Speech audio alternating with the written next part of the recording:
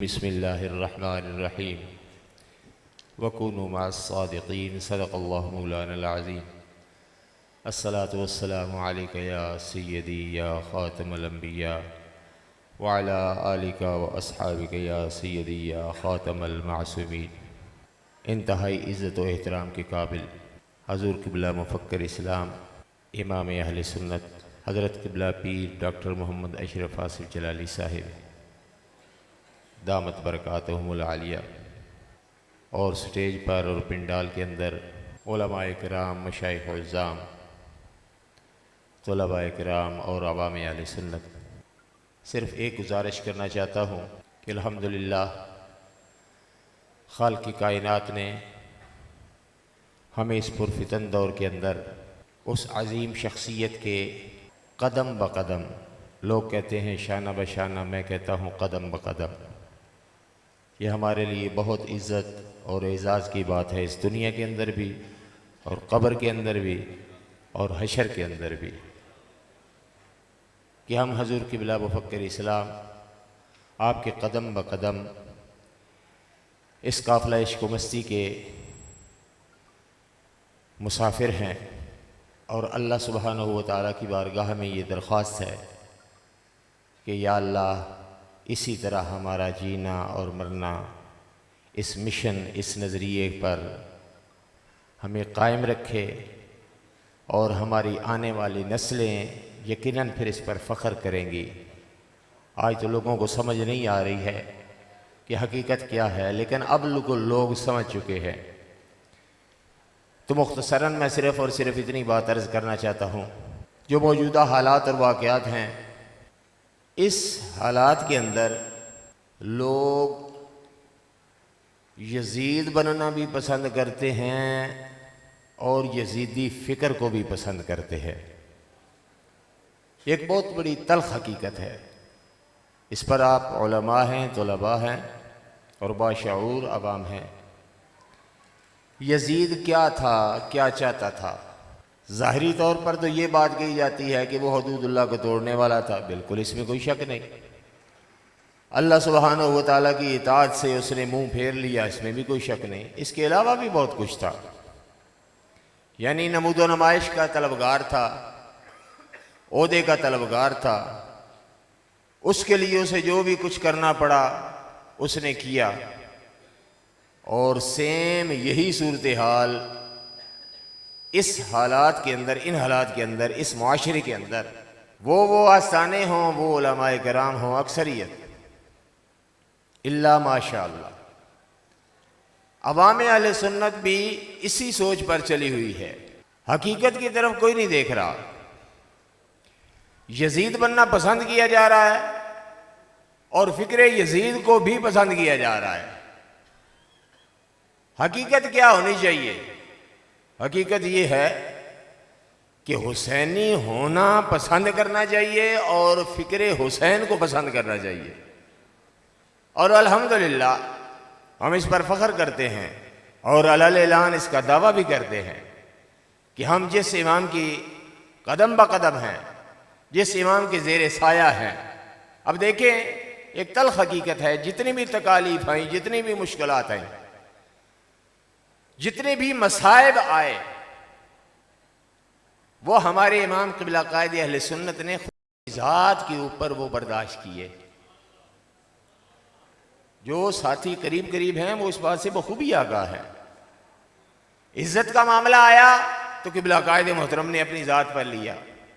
सेहत का मामला आया तो क़िबला क़ायद मोहतरम ने अपनी ज़ात पर लिया। माल के नुकसान का मसला आया, क़िबला क़ायद मोहतरम ने अपनी ज़ात पर लिया। सारे मामलात और मसाइल और परेशानियां अपनी ज़ात पर ली। किस लिए ली? फ़ायदा क्या था? फ़ायदा ये था कि हमें और हमारे आने वाली नस्लों को एक मजबूत नज़रिया फराहम किया जाए। इसके अलावा और कोई मकसद नहीं। मुखालिफीन जो बात करते हैं वो तो पता नहीं क्या क्या बात करते हैं, लेकिन क़िबला क़ायद मोहतरम ने हमें फ़िक्र हुसैन अनायत फरमाई, उसके रस्ते पर चलने का हमें वो तरीका और सलीका बताया और आज अल्हम्दुलिल्लाह उसका ये समरा हमें मिल रहा है। कि पूरी दुनिया के अंदर रोज बरोज दुनिया जो है अब तहकीक की तरफ जा रही है। अब वो दौड़े माइये, वो झूठ, वो बातें, उनके साथ दुनिया की मोहब्बत और शफकत बहुत कम हो गई है। अब दुनिया तहकीक की तरफ आ रही है।